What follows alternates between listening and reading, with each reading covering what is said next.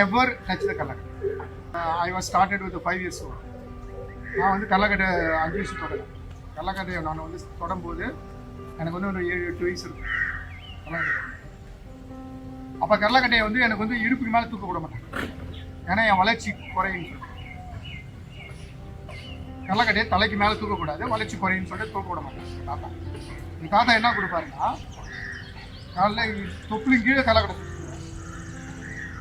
below the belly button you have to practice Karlakattai. ஒத்தகை சுத்து இருக்கு இல்லையா, அதை தான் சுற்றி சொல்லுவார். ஒத்தகை சுத்து, கால் சுத்து, ஒரு கால் உள் சுத்து, அந்த மாதிரி அந்த சுத்தை தான் நிறையா விடுவார். அந்த கால் சுத்து இதெல்லாம் சுற்று சொல்லுவார். ஆனால் என்ன சொல்ல மாட்டார், இடுப்புக்கு மேலே கை தூக்க மாட்டார். ஆனால் 8லேருந்து 16 வயசு வரையும் இடுப்புலேருந்து மார்பு வரையும் தூக்க விடுவார். அதுக்கு மேலே தூக்க மாட்டார்.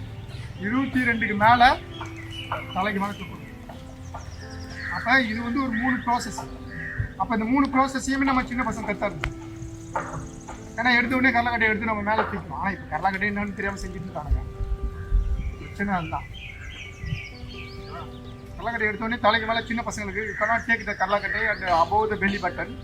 When I was 8 years old, below the belly button movement only I do. 8 to 12, 13 years old you can do the up to the chest level. 21 years after only you can completely go for full rounds. All type of rounds you can attempt. And attempt to learning. And learning, and then there's a 5 types of learning with each movement.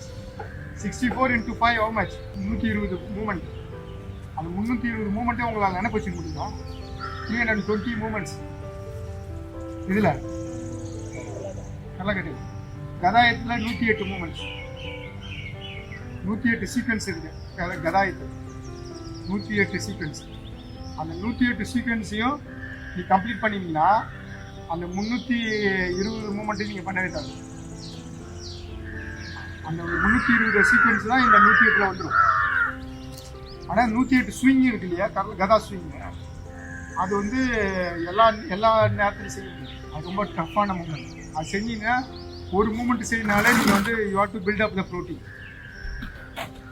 நான் கவுச்சி சாப்பிட மாட்டேன், vegetarian சாப்பிட்டேன்னா தயவு செஞ்சு கதாவை வச்சு கும்பிடுங்க. கதாவை கும்பிட்டுட்டு வாங்க. ஒரு நாள் அட்லீஸ்ட் நான் அடுத்த ஜென்மத்தில் பிறந்து கதாவை சுற்றலான்னு கும்பிட்டுங்க. கற்றுக்கலாம். ஆனால் நீங்கள் ப்ரோட்டீன்லாம் இதெல்லாம் பத்தாது. சாதாரணமாகவே உங்கள் உடம்புல இருக்கிற ப்ரோட்டீன் கம்மியாச்சுன்னா உங்கள் எலும்பில் இருக்கிற சத்தை வந்து உடம்பு எடுத்துரும். If you are example, if you not have enough nutrient, the body automatically go to your bone and take your nutrition from the bone. That's why you fall down, you easily break the bones. The bone are become a very weak bones. ஏன் week ஆகுதுன்னா உங்கள் உடம்புல வந்து நீங்கள் protein கொடுக்கல, நியூட்ரியன் இல்லை, அதனால் போனில் இருக்கிற நியூட்ரியனை உடம்பு எடுத்துக்குது.